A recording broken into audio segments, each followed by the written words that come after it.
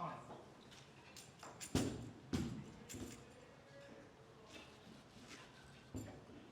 Read first.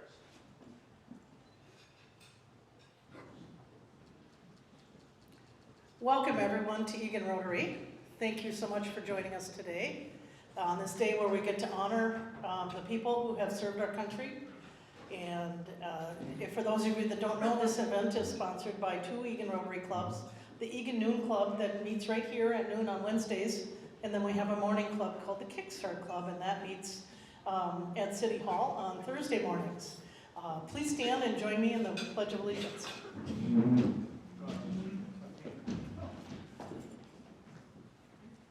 I pledge allegiance to the flag of the United States of America and to the republic for which it stands, one nation, under God, indivisible, with liberty and justice for all. And then if the Rotarians, please remain standing. We would like to recite the four-way test of the things we think, do, and say. First, second, fair to all concerned.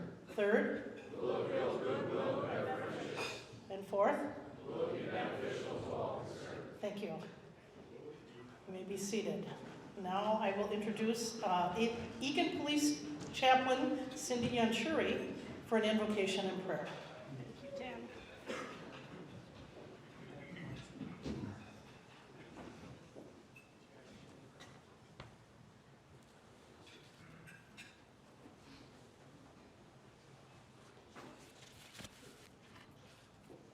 Before I begin, I want to share with you that I'm a member of American Legion Post 594 and invite any veterans who are here today to please see our commander, Wayne Byerman, if you'd like to know more, any of these guys really, if you'd like to know more about joining the Eagan Post.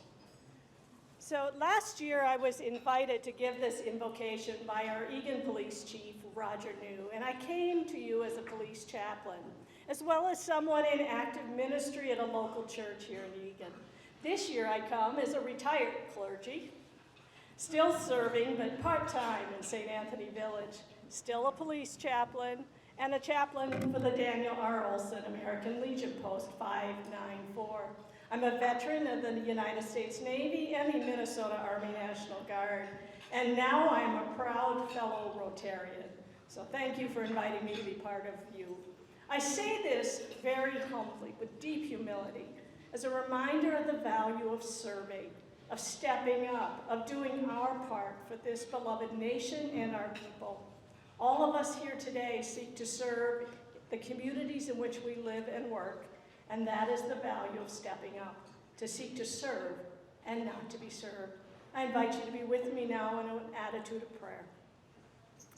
Holy One, God of us all, we pray this day for all those who have served as members of our military. We are acutely aware while the benefits are many, the sacrifices are all too real.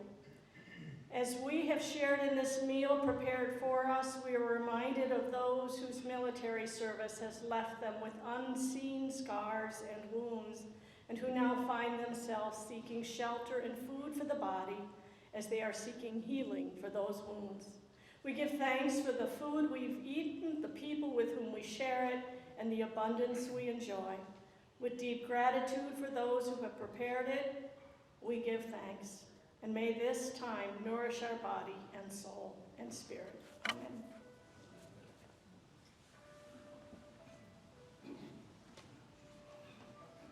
Now I would like to introduce the Eagan Men's Chorus, who are going to lead us in song. The first song that they will sing is the Star Spangled Banner, and they'd like us to please stand and join them. Oh.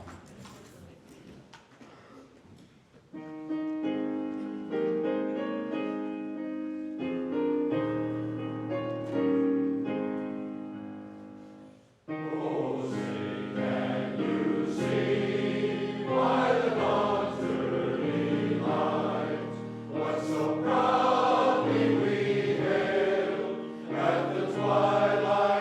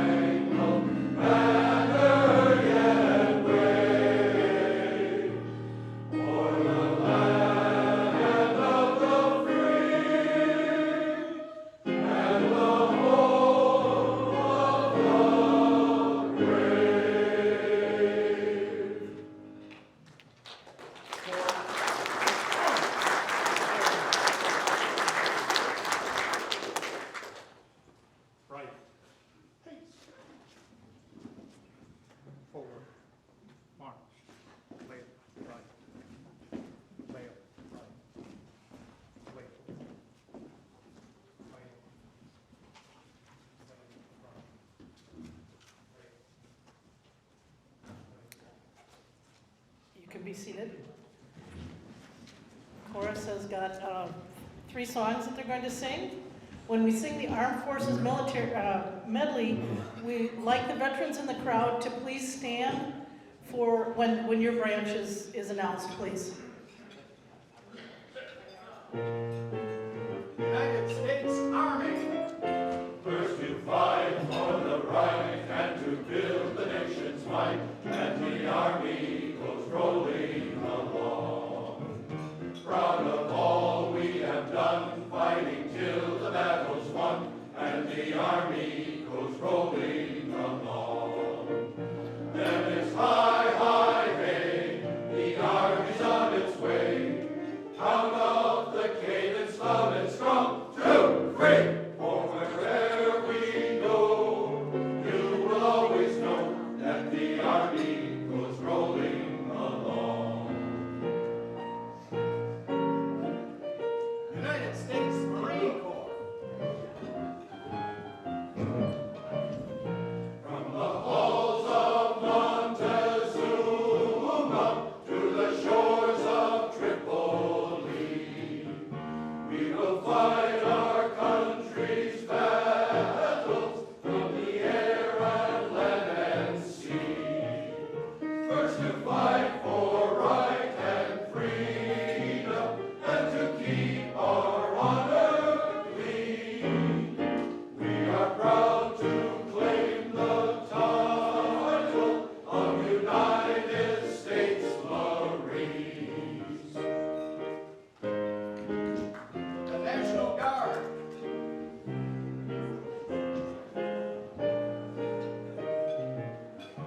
We are the Guard, soldiers and airmen all prepared. We are the National Guard, we serve the land and in the air. We go where duty calls, around the world and here at home. Stand tall with the National Guard, always ready, always there.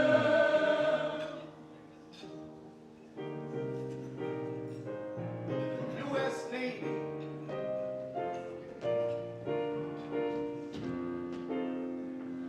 Anchors aweigh, my boys, anchors aweigh. Farewell to foreign shores, we sail at break of day. Through our last night on shore, drink to the foam, until we meet once more. Here's wishing you a happy voyage home. The U.S. Coast Guard.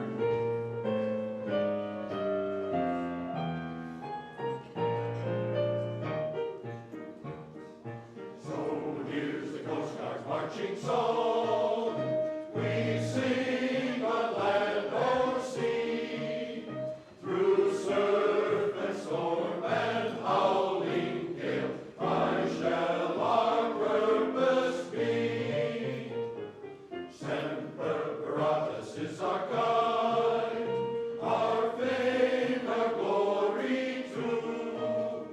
To fight, to save, or fight to die. I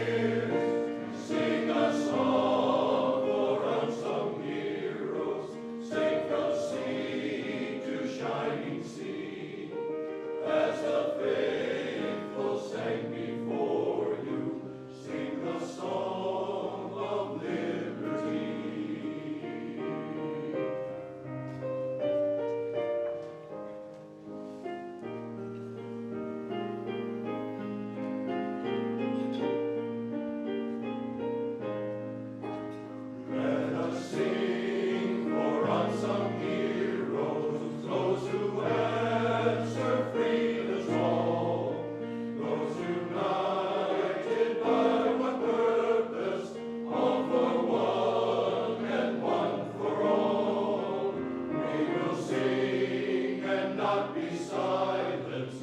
We will keep our voices strong. For as long as we keep singing, freedom's cry will still live on. Sing a song for unsung heroes. Sing from sea to shining sea. As the faithful sang before you, sing the song of liberty. Sing the song of liberty.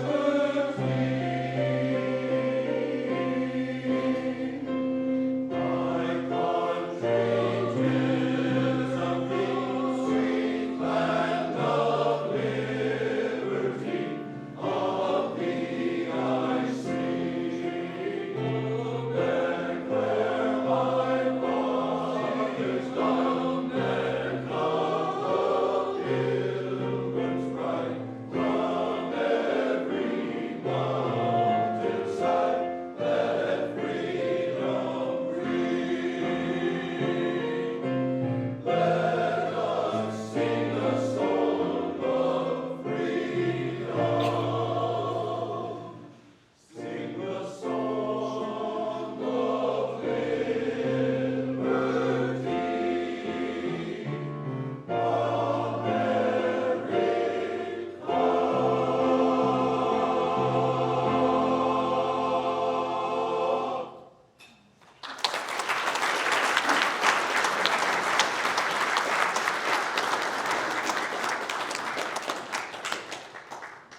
Wow. Thank you so much to the Eagan Men's Chorus. It's just a joy to hear you every year. It's wonderful. Thank you for coming. It's that time of the meeting where I get to introduce my fellow Rotarian and friend, Ryan Frandrup, and he is going to take it from here.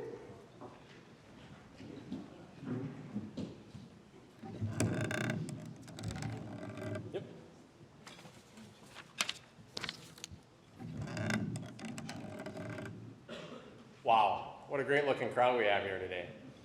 I can feel the energy.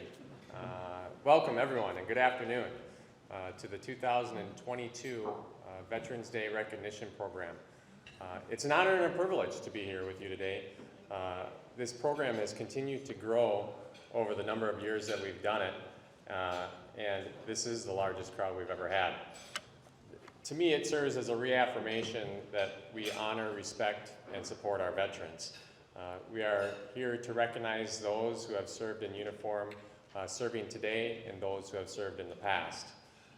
We are indebted to our veterans, and it is a day to salute our heroes for the sacrifices that they've made to our country. I want to point out that we do have Joe from Eagan TV here today with us, so go ahead and check your local programming, and you can watch the program afterwards as well. So thanks to Eagan TV for joining us. I also want to recognize the Daniel R. Olson American Legion Post 594 color guard for coming in, Dan Sanoa, John Raymond, Mark Frasconi, and Wayne Bierman. Let's give those guys a round of applause.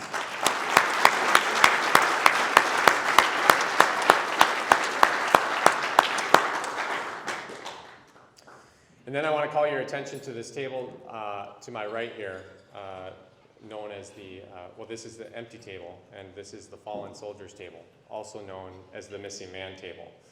This table is set to remember and honor the sacrifice of the men and women who gave their lives protecting our freedom. The chair is empty, symbolizing the soldiers who lost their lives and are unable to join us today. With that, we're going to jump into our honorees. We have three wonderful individuals who we're excited to bring to you today, and I'm honored to be able to introduce them. We've recognized many veterans over the years, and our committee interviews them in advance. Well, this is the first time I've had the opportunity to participate in those interviews, and it was astounding to hear the experiences of these brave men, and truly inspiring as well. So I look forward to hearing them share their stories with you here today. So let's get started. I'm going to bring up Ben Coons, who is joined today by his wife his wife Marie, son Ken, and daughter-in-law Trudy. So Ben was in the U.S. Navy from 1963 to 1969, and please join me in welcoming Ben to the stage.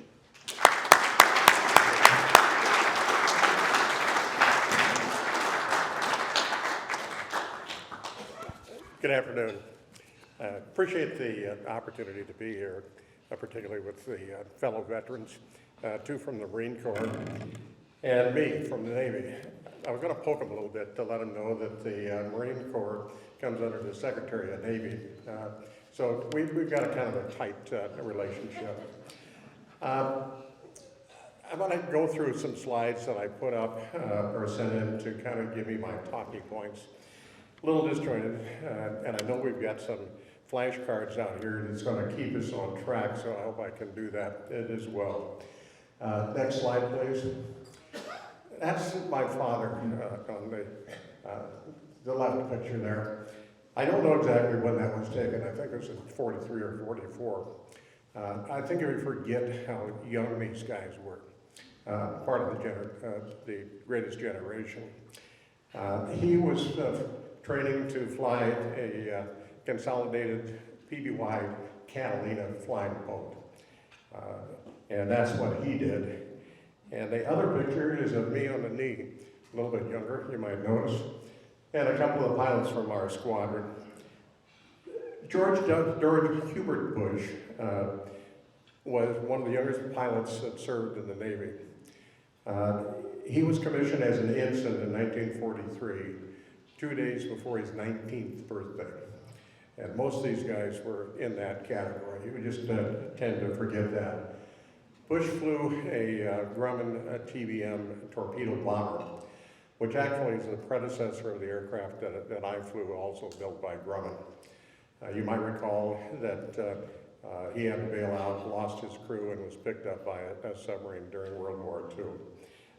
These guys were just impeccable heroes. Next slide, please.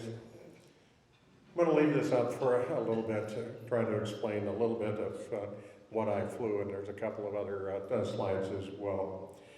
Was fortunate to have Cindy come up, introduce herself before the meeting. We have two navies.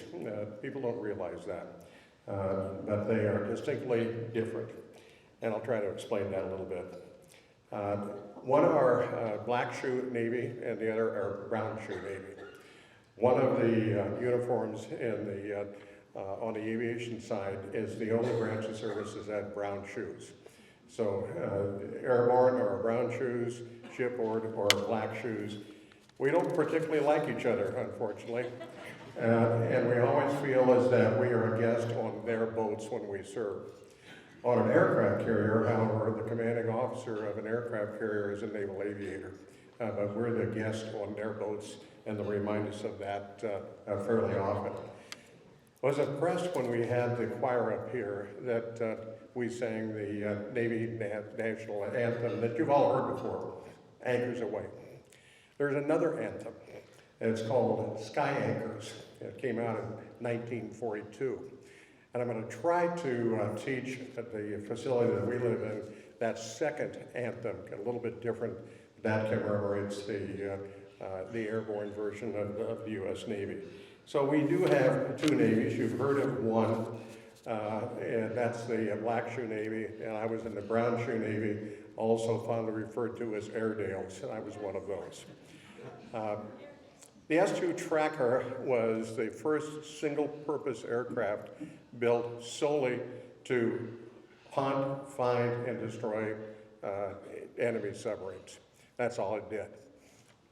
The TBM that Bush flew could kill them, but they couldn't find them. So there were different aircraft that were doing the hunting, and then the torpedo bombers were doing the killing. At the end of World War II, the Essex-class carriers, and I was on the lead ship, the USS Essex, built in 1941. They were the backbone of World War II. And so this is a little bit of nostalgia. There were 24 of them built, 14 served in combat. Pick any one of them and look it up. You'd be amazed at the service these carriers were involved in. At the end of World War II, They were all decommissioned, put in mothballs, and nobody thought we'd ever see them again.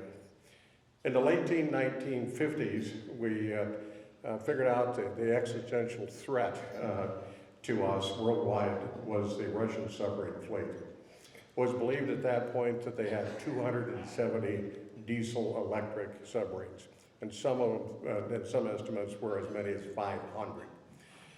So the Essex class, again, there was 24 of them built. They actually repurposed 18 of them and took them out of mothballs, added an angled deck that would allow for a takeoff and landing simultaneously.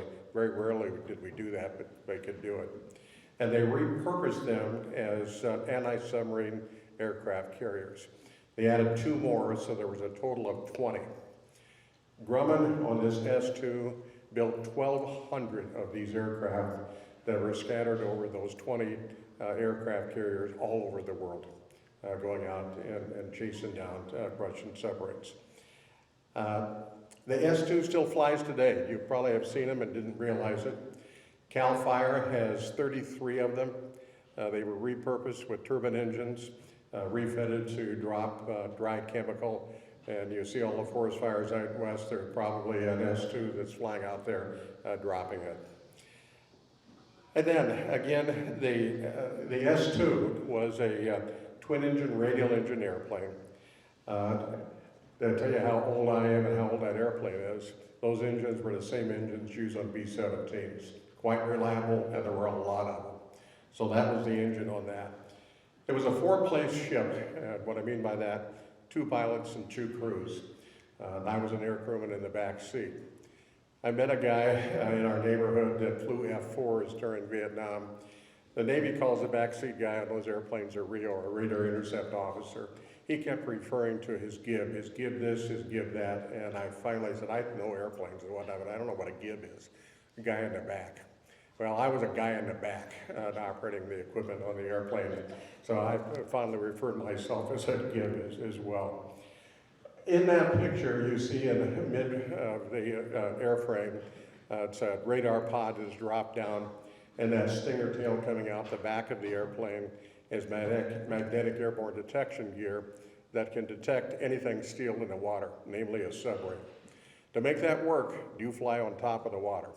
We would often come back to the ship with sea spray on the airplane because we were 100 to 300 feet above the water when we were actually chasing the submarines and kicking up spray onto the airplane. The plane it was capable of carrying 2 torpedoes made right down the street by Honeywell. They could be nuclear tipped. On the hard points of the wing, you can't see that, we could carry rockets that were armor piercing, that if you caught a submarine on the surface, you could shoot it and kill it. And we could carry depth bombs as well. They also could be nuclear as well. The most interesting equipment on the airplane is in the 2 positions, uses sonobuoys. Sonobuoy is essentially a walkie-talkie with a hydrophone. You drop in the water, it pops up antenna, and you're listening. To make that active, we could drop, they're called practice depth charges alongside of it that create an explosion, go out, and with that you have ranging and the ability to get azimuth and distance. Also on that side of the airplane was equipment that sensed the noise of the hull. It's called hull resonance. That's where the magic took place. Every ship has a fingerprint that it is unique to that particular item in the water. We could listen, we could tell if the submarine was diesel, whether it was nuclear, whether it was 2-cycle or 4-cycle. We could count the cavitation of the props, and we can determine its speed. If that particular item had been seen before, or if it was one of ours, we, on some occasions, could not only tell you we had it, we could tell you which one it was. That equipment was classified. I have kidded with others that I was classified all the way up to stupid. And the NCIS did that. What I didn't realize is when I got my clearance, our next door neighbor at home went to my mother and asked, "Has Ben in trouble?" And said, "What do you mean he's in trouble?" he was interviewed by NCIS to get my clearance. That equipment was not declassified until 1991. I have scoured all over the place to find pictures of that and can't find them. I'm going to show you a picture of the radar side and the MAD gear, but I can't show you the picture of the radar side because they don't exist. It was that classified. Next couple pictures, next slide please. That is an artist's rendition of the aircraft showing dropping a torpedo coming out of the torpedo bay. And down below, those are patches off of my flight jacket. That was probably the most coveted thing I had, a leather flight jacket that had all my patches on it. That's the USS Randolph. The patch in the middle was my squadron. That was Anti-Submarine Squadron 34. And then the carrier air group was 60, initially attached to the Essex and ultimately attached to the Randolph. And those wings below is what I had pinned on my shirt when I was qualified as an air crewman. During that period of time, in 1962, right after the Cuban crisis, we had a flotilla of 120 ships that were down in Cuba, 120. There were 350 aircraft locked and loaded watching the fleet. What they found, the USS Randolph found a Russian submarine, B-59, that had come all the way from the Kola Peninsula in the Arctic, 6,000 miles one way. And they found that. They brought it to the service by dropping these practice depth charges, which is no more than like a 10-gauge shotgun shell that would go off, and they found him and they brought it to the service. That boat thought that that war had began, and they wanted to arm and fire their torpedoes, which we did not know were nuclear tipped. They were 15 kiloton nuclear tipped torpedoes, the same level as we would have had dropped on Hiroshima. Had they fired that, they would have taken out the whole flotilla, probably would have taken out Cuba as well. So that's what I did. And most of what I did was by accident. I got on active duty. I was by education a photographer. I never touched a camera on active duty. They didn't have a designation as electronic warfare technician. And when I got onto the squadron, they asked if I wanted to fly. I went through all of the training and became an air crew. Everybody else were mechanics, electronics guys, ordnance guys. Your day job on the ship, 12 hours on, 12 hours off. Next slide, please. That's what it looks like coming down on an aircraft carrier. That's our squadron, and that's an S2 turning on final for the ship. Next slide. A little blurry, but that's short final coming down on 900 foot of boat to catch 4 wires. That's what we did. Next slide, please. That's a bad day at the office.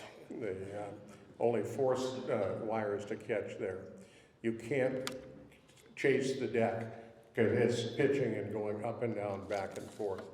So, and if you miss one of those wires, you hit the power and go around again. I've told many people, and during the interview, I've never done anything as exciting before or since. Just nothing equates to getting shot off a catapult from 0 to 150 miles an hour as fast as you can snap your finger and coming back down and catching one of those wires. Next slide, please.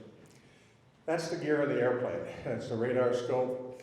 That one below there is the magnetic gear that we looked at. We even had a sniffer, and that actually could sense the diesel exhaust, and we could follow the diesel from the sniffer. Didn't work very well, but it was nonetheless there. Next slide. That's a little better picture of the bad gear that we had. And the final slide. When I got out of the Navy, I used every last penny of the GI Bill. Obtained my commercial pilot's license. I have endorsements for multi-engine instrument, flight instructor, and ground instructor. And I worked an airplane into the family business that I flew for 8 years. And that was my avocation. That got me a job at the Federal Aviation Administration as an air traffic controller. I was there for 11 years until President Reagan changed my career path during a strike in 1981. It puts me here today. And try to end this up and wrap it up. I feel very much of gratitude to be here, particularly with the other Marines. I've been very lucky that I didn't have anybody that shot at me or I shot at anybody else. That's not to say it wasn't dicey. We flew armed 50% of the time. What do I mean by that? We were carried with torpedoes and rockets. Occasionally, they were nuclear tipped. And had a lot of dicey things happen on the last part of my cruise.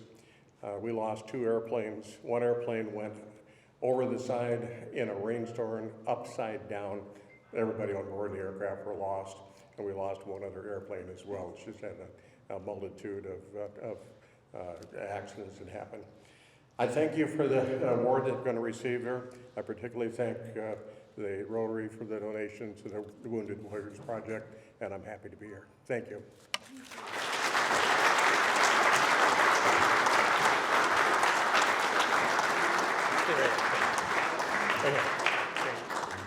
Ben, I want to express our appreciation for you coming here today. Thank you for your service. We appreciate everything that you've done for our country.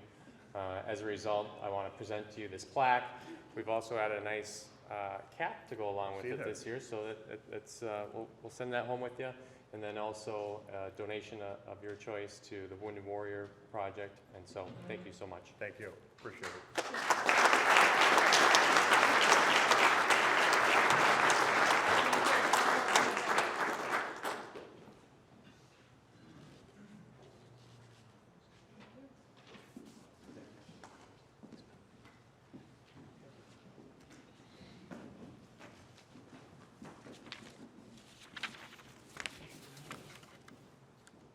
All right, next up we have Russell Adamson.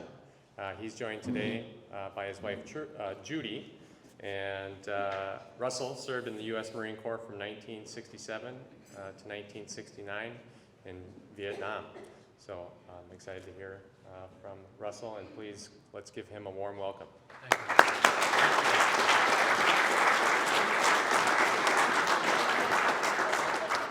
Well, Brian was giving me one more year of service than I really have.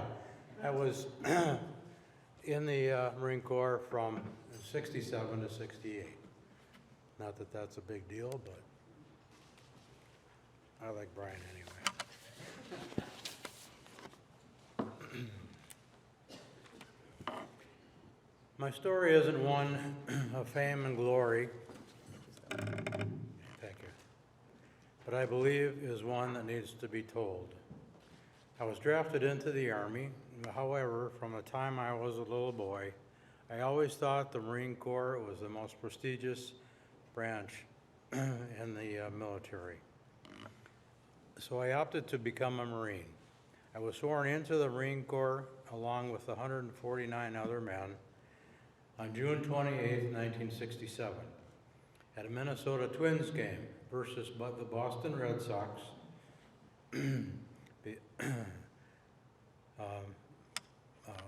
game at the Metropolitan Stadium, where we were only able to watch 3 innings of the game before boarding a flight to San Diego.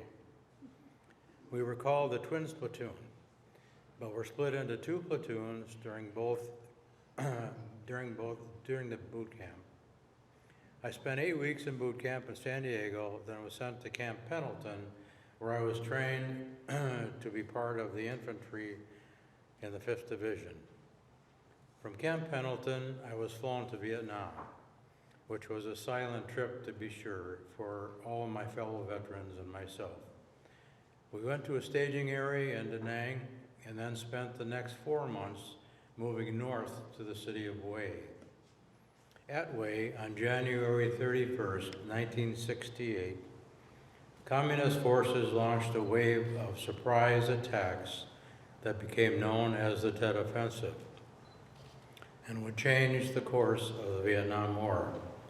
It was a difficult time for our country with so much division going on.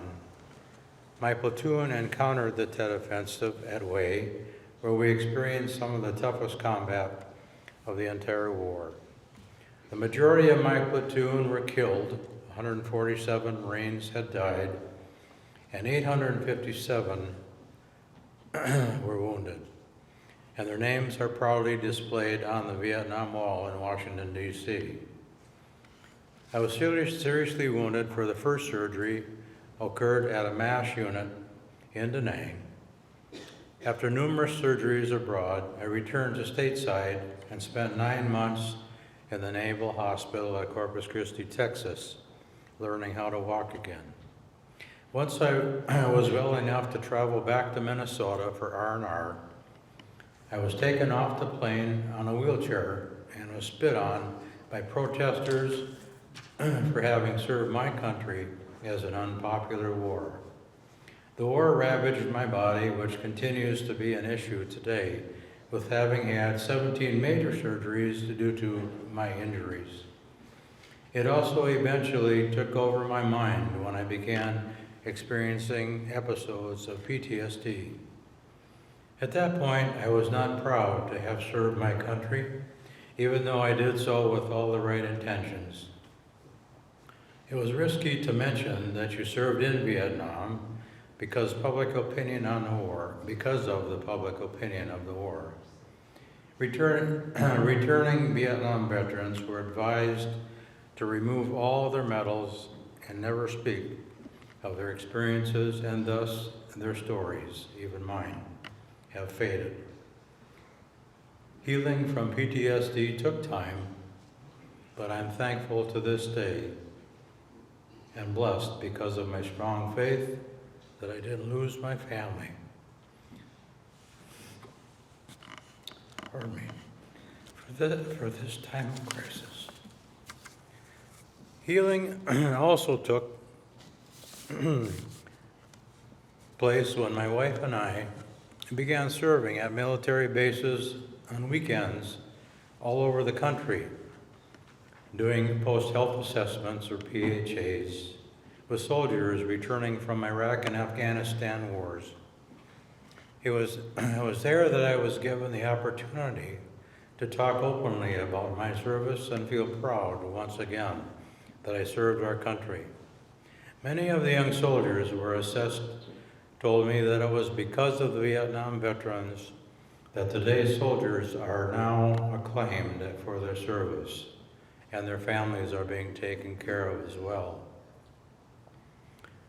I humbly say that I am proud to be a Marine. The hat I now wear is a symbol for me of the pride I feel. Judy, our family, and I were invited to a Twins game on September 5th in 2011 to watch 24 men and women take the oath of enlistment into the U.S. Marine Corps. During that game, the Twins organization honored the original Twins platoon that I was a member of and had a reception for us after the game. It was a joyous time of celebration and a reunion for the remaining Marines and families who were able to attend.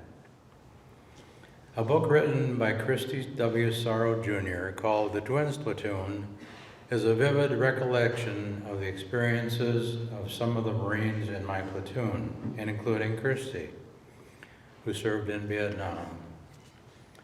I met him at a Twins Platoon appreciation night at a Saints game, and after that game, after the ceremony, 6 of us veterans walked off the field with him and took our seats to watch the game. Christy asked me about my experience in Vietnam, and I told him my story. He said how humbled and proud he was to stand by a fellow Vietnam veteran who fought for freedom.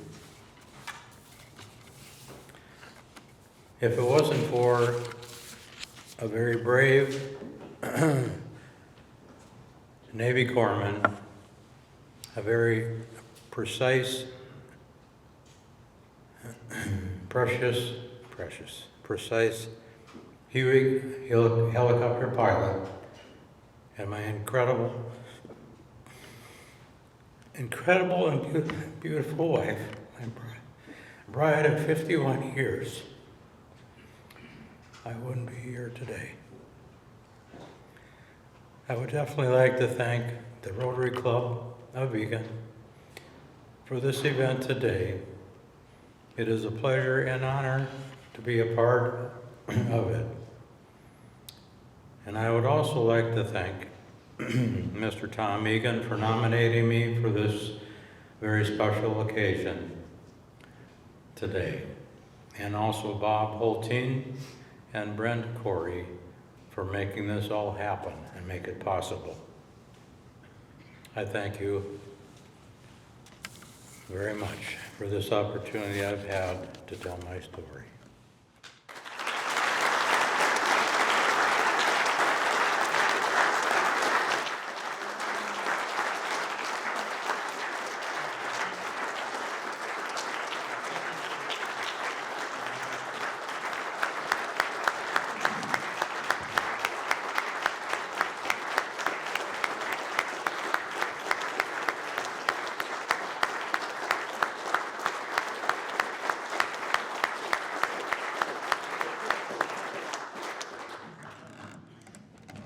Russell, thank you.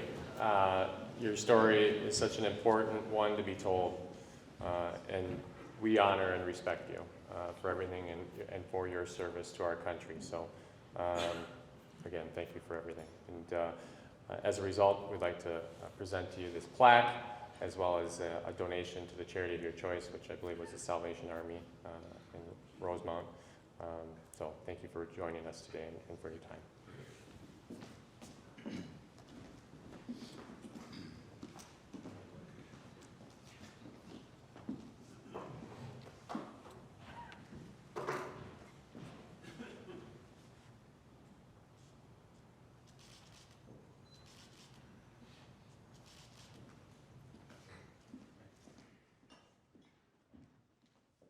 Let's give one more round of applause.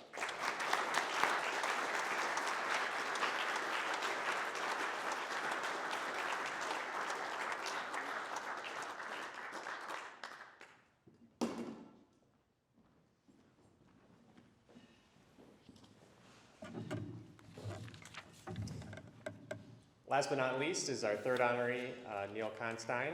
And now, Neil, you've got quite an entourage with you today.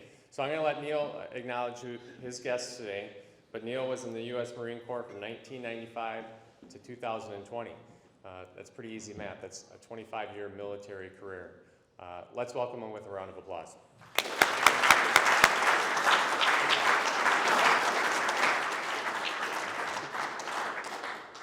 Before I introduce my entourage, I first have to say, in the Marine Corps, there's a lot of battles in the history from, Tarawa, Bellawood, Iwo Jima, and one of the ones that is in that lexicon is the Battle of Hue. So, Russ, to be here with you today is an honor. Thank you for everything that you did and what you're continuing to do. I don't feel like I should be on the same stage with someone who was fighting at the Battle of Hue. Semper Fi. So my entourage, my lovely wife Michelle is here today. My son Owen, who you'll get to see in a little bit, is also here. All these handsome gentlemen in their uniforms here. It's the St. Thomas Academy Crack Drill Squad, which is kind of my second family.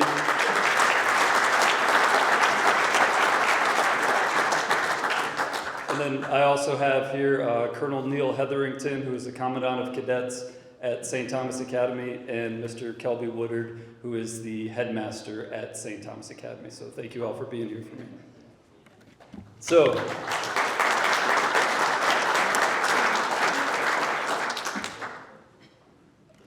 people often come to us and say, thank you for your service, and I never really know how to respond to that. And so I was reading, I forget who said it, but he said, what he always says is, you're worth it. And I agree with that, so when someone says thank me for your service, right, you are worth it. But I like to take it even further than that. I like to say thank you for giving me the opportunity to serve, because I've had so many moments in my life and so much has happened in my life because I was able to serve in the United States Marine Corps for 25 years. I'm not the person I am.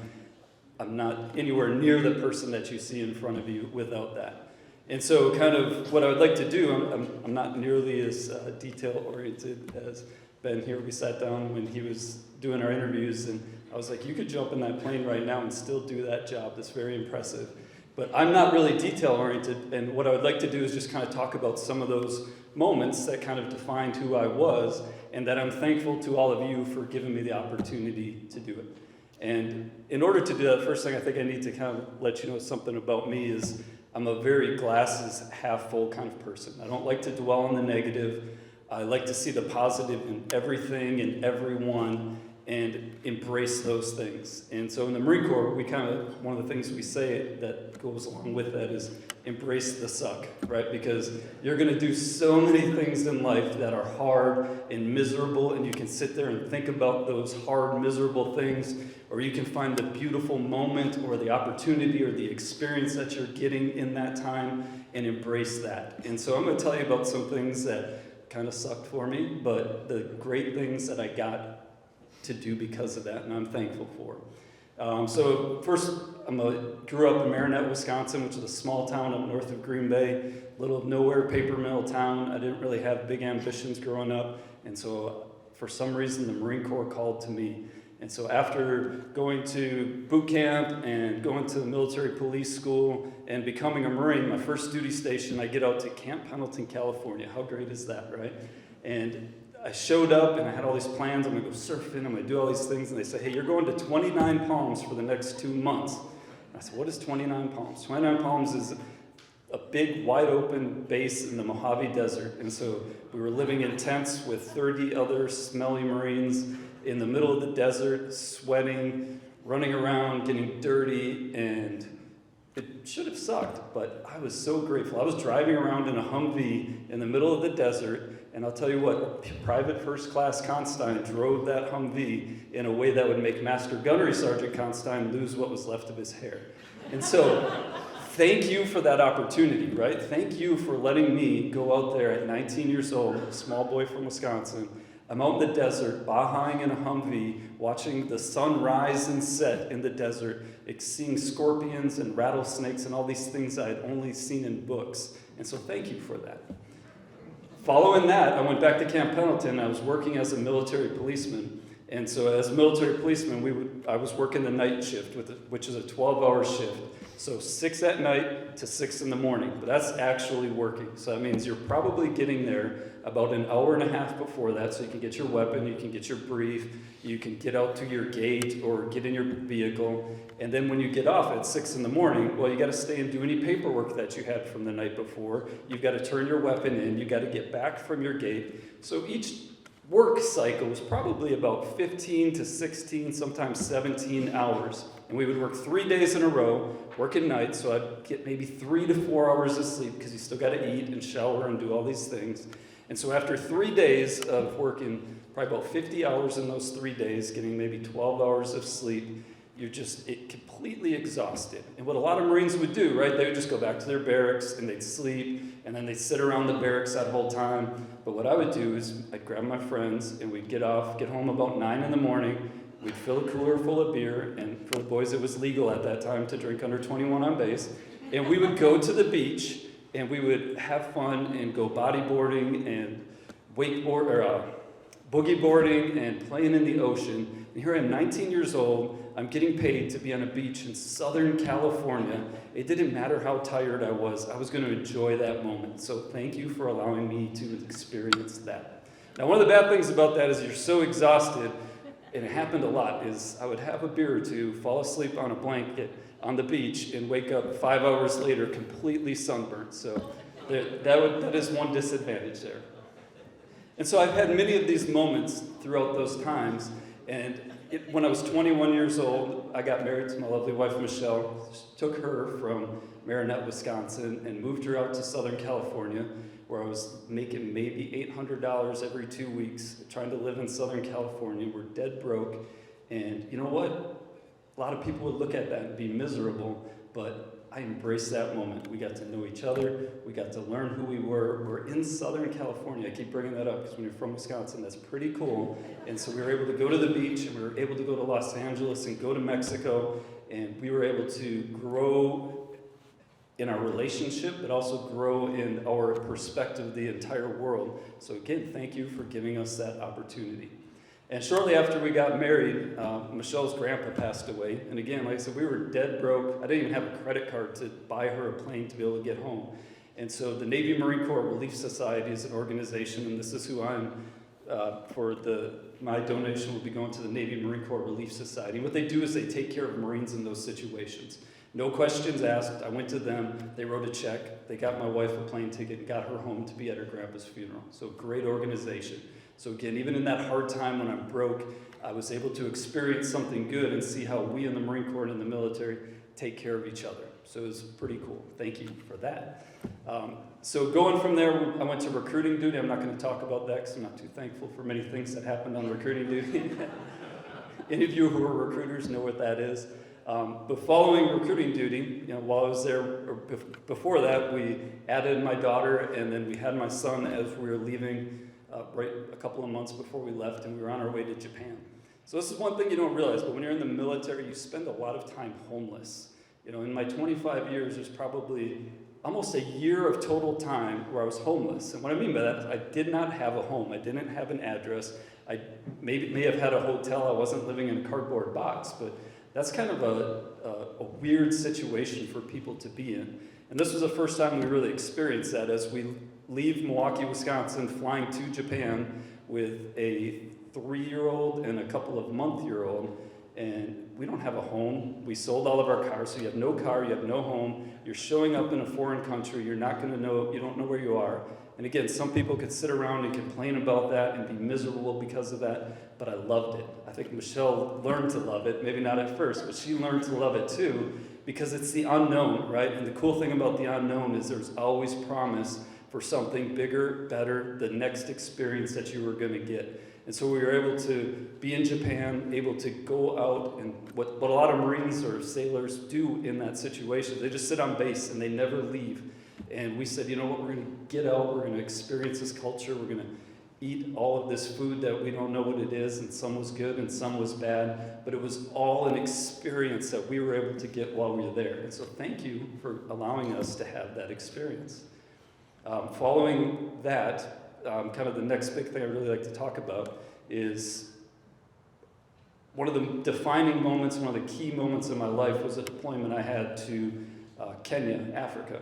And the way that I got there was kind of weird because I was trying to get to Afghanistan, and I was going on my way to Afghanistan, and then something happened where I got bumped off of that, and then I was here and there, and then at the last minute, hey, there's this billet in Djibouti, Africa. If you want it, you can have it. And I was like, yes. So I had 30 days notice, and I got to Djibouti, and they said, no, you're actually going down to Kenya. So again, I really shouldn't have been in this position, but sometimes, you know what, things happen for a reason, and I really feel like that is where I needed to be at that time. And so I'm in Africa, which is pretty cool. It's also pretty scary. And there's a small little base. It's about 20 miles south of Somalia. There's about 100 U.S. servicemen there. I was the only Marine. So that's Army, Navy, Air Force, some guys I'm not really sure what branch they're in because they never wore a uniform, right? But I was the only Marine, and I was there as a senior enlisted guy, so I'm supposed to maintain order, discipline, and make sure everything works on this base.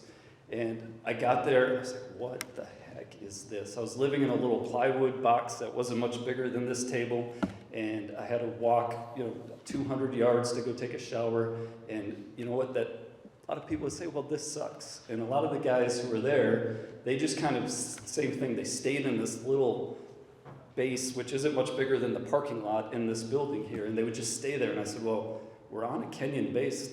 Let's go talk to the Kenyans. And so I went out, and it's a Kenyan Navy base, and so I just started building relationships with them. And so to have the opportunity to get to know them and learn from them, it was fantastic, right? And so thank you for allowing me to experience that culture, to be able to share that culture with the other servicemen and women that were there. And now while I was there, so I built this relationship with the Kenyans, and so one of the things we wanted to do was to have like a joint base. Most of the Kenyans had never been in our compound. And so I said, okay, let's have a barbecue. We're going to invite all of the Kenyans in. And it was a Friday afternoon. It was probably about 110 degrees. We were about 2 degrees south of the equator, hot, humid. And so I was outside running around setting up this barbecue, and I got back to my office at about 4 o'clock, and I was just exhausted, and I was sitting there sweating. And all of a sudden, somebody knocked on my door, and they said, "Hey, Top." That's what they call master sergeants in the Marine Corps, Top. "Hey, Top, we have a specialist who stole a pistol, and he is in his hooch, and he's threatening to kill himself." And so I was a military policeman for, at this point, 20 years. I'd gone to work every day, carrying a pistol, wearing a bulletproof vest, and I'd never been in a situation where I ever thought I would have to use my weapon. And I was there now in Kenya, where I'm thinking if there is an enemy that I need to be concerned about, it's definitely not an internal enemy. And so when I say enemy, this is a young specialist, and the enemy wasn't really him. The enemy was the failure of his leadership to identify that this young man had a problem, right? So this young man had a problem, and they let their obvious signs that were in place for this young man, and nobody stepped up and did the right thing and took care of him. We should have gotten him out of that little small base. We should have gotten him help. And so what happened, ultimately, I won't tell you the whole story because I got some time coming here, but so this young man ended up shooting another U.S. service member, actually 2 other U.S. service members. And again, the only time in my career that I've ever been shot at or had to use my weapon was there in this little place in Africa with a U.S. service member, right, my brother. And again, I feel like I was meant to be in that position because not that I did anything heroic or did anything, but I maintained my calm, I maintained my cool. I had military police experience where nobody else had experience dealing with that type of situation. And because I was there, all 3 of them are alive to this day. And again, I don't take credit for that. I don't want to say that I'm taking credit, but I feel that it could have gone much different without somebody who had the experiences that I had and the understanding of how to deal with this type of situation. And so, thank you for allowing me to have the opportunity to be there. Thank you for giving me the opportunity to serve around this world and in so many different places. Thank you for giving my family the experiences of growing up in Bahrain, in Japan, in North Carolina, to swim in both sides of the coast of each ocean, in the Persian Gulf, the Red Sea. Like, it's an amazing thing to have been able to do. I appreciate all of you. I appreciate the Eagan Rotary Club. I appreciate the service that you do for our communities, not only as a club, but within your individual organizations. Thank you. Thank you for allowing me to be here. And tomorrow's a Marine Corps birthday. Everybody go celebrate the Marine Corps birthday, Semper Fi, and happy Veterans Day.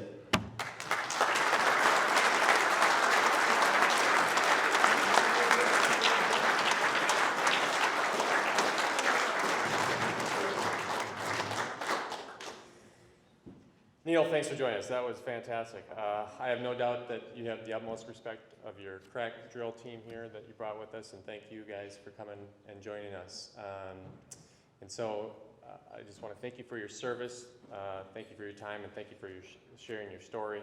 We're going to recognize you with the plaque that we have for you today, as well as the donation to the charity of your choice, which you mentioned. And now, the crack drill team also performed at our Live to Give walk this summer, and I got a medal for them that belongs to them, so I'm going to send that with you too. Quick thing. Yeah. Sorry, one thing I forgot. So the crack drill squad, starting next month, December 12th, the second Wednesday of each month, we'll be doing a free open to the public show at St. Thomas Academy. Second Wednesday of each month at 7 o'clock. Please come out and watch them actually perform their full show. Thank you. Sorry, I forgot to say Yeah, that's great. Yeah, thank you, Neil. Thank you.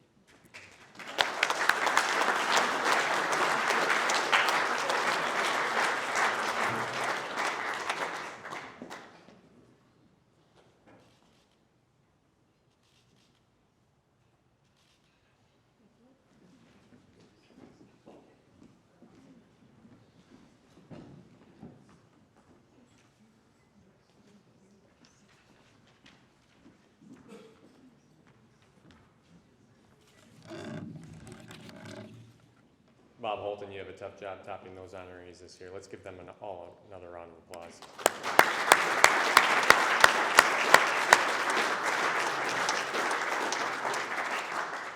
So we'd also like to recognize some organizations. This is the third year we've got several organizations who we want to acknowledge their contributions to honoring veterans and to this program. These groups have helped make this program a success, and they each support veterans in their own unique way. These organizations have a representative here who will present a plaque, which has the preamble of the Constitution and recognizes them for their support of veterans. We're going to start out with the Eagan Men's Chorus.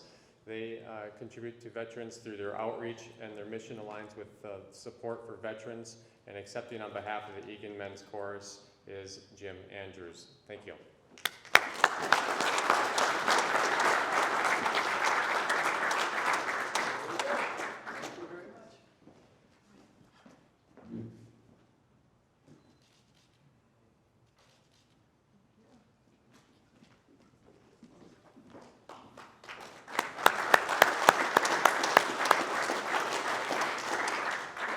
Next up is the Commons on Maris, which is a senior facility here in Eagan. They support veterans through their programming and have a number of veterans living in their facility. Accepting on behalf of the Commons on Maris is John Rohde. John, please come on up. Who's John? Oh, there you are.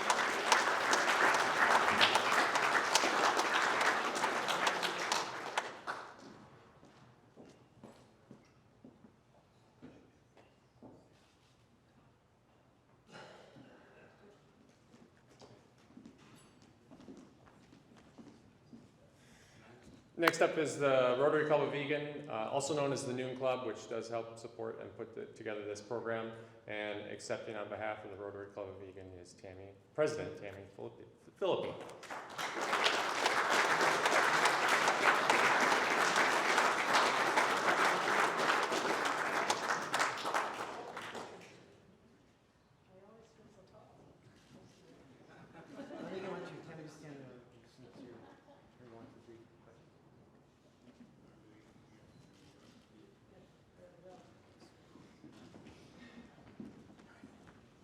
And we purchased these plaques 3 years ago, and we add a sticker for each year representing that we've recognized them. Our club's plaque is the only one that seems to have gone missing. So we are in search for that plaque. So that's the replacement plaque for the time being. Next up is the Eagan Kickstart Rotary Club, who also supports this program and helps put it together with their members. And accepting on behalf of the Kickstart Club is President Marshall Mullet. Marshall? Marshall, I believe. Okay.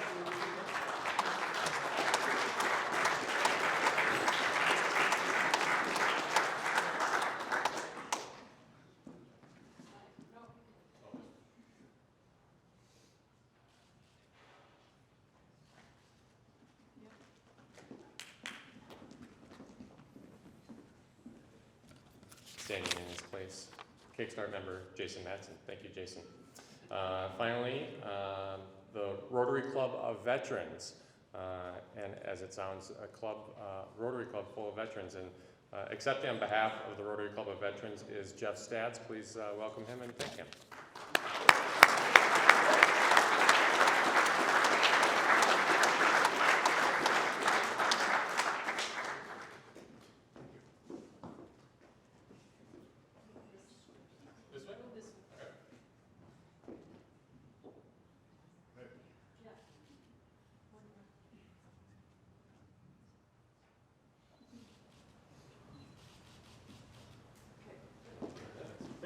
I don't need to. Go ahead. So Brian said he'd give me a minute to talk about what we're doing with the Rotary Club of Minnesota Veterans. We chartered in October of 2019, and if you recall, shortly after that, COVID broke out. And our first project was to do a blood drive. And it was the weekend, or the week after they announced COVID. So all the blood drives were being canceled everywhere. We got together as a board and we said, we're veterans, we don't care, we're doing it. And when we were talking with the Red Cross, they only gave us 45 slots for the blood drive. And I said, well, that seems kind of low. And the gal said, well, you know, we hope to get 25 usable donations on a blood drive. And I said, well, if we get 45, I'd be disappointed. And we ended up getting 59 in that very first blood drive. We just did our 11th blood drive just before Halloween. We had 74 usable donations. We do it 4 times a year, so that was our 11th one.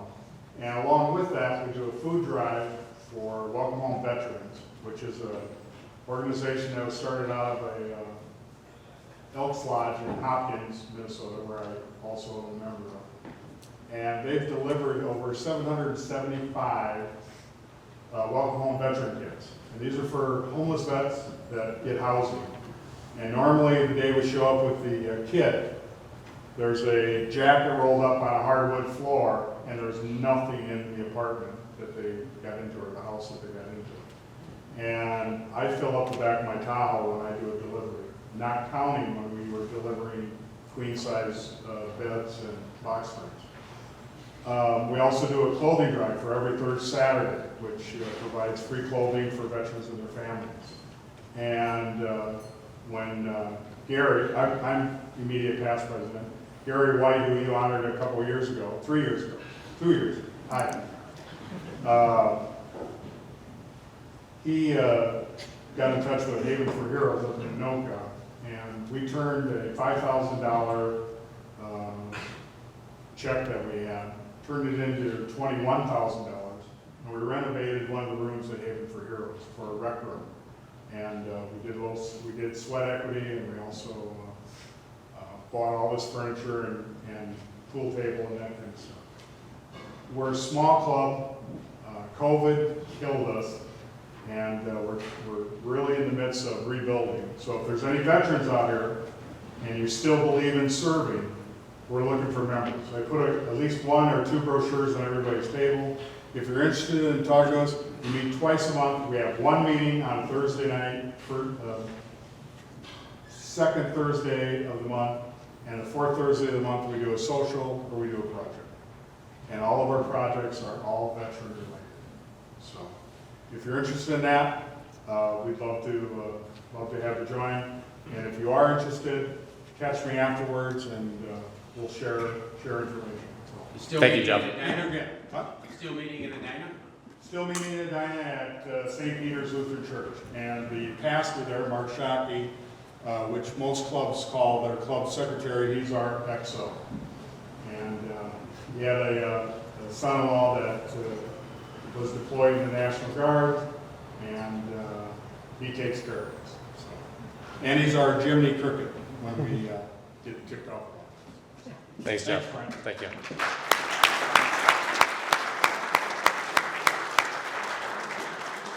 Thank you to all the organizations for your continued support of veterans. As we start to wind things down, I'm going to make a couple announcements. We already have, so mark your calendar, we already have next year's program date set for November 8th, 2023, right here at the Lost Verse. So mark your calendars for that. I want to make sure to thank all the special guests listed in our program today. I also want to thank Brent Corey for putting today the PowerPoint and running it, so thanks to Brent. And then I'm also going to acknowledge the Rotarians in the room that are veterans. Now, they're listed in your program, but we just inducted a new one last week, Andy Speakman, so I want Andy to stand too and be recognized. And so please, Rotarian veterans, please all stand, and let's give you a round of applause.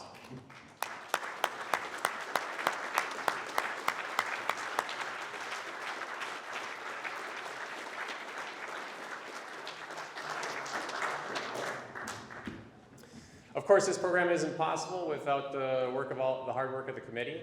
So if you're on the committee and you're listed in the program, please stand, and let's thank the committee for their hard work in putting this program together.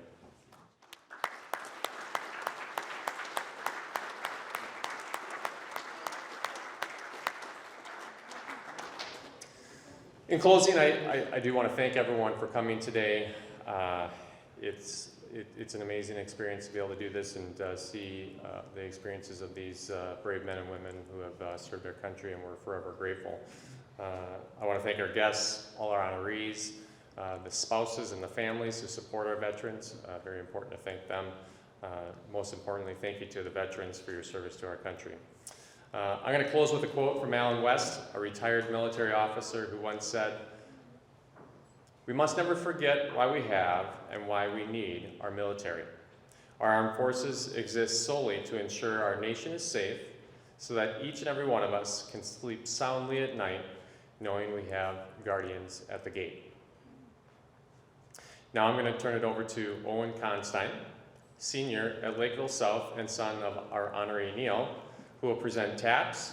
This will conclude our program for the afternoon. Thank you, and God bless America.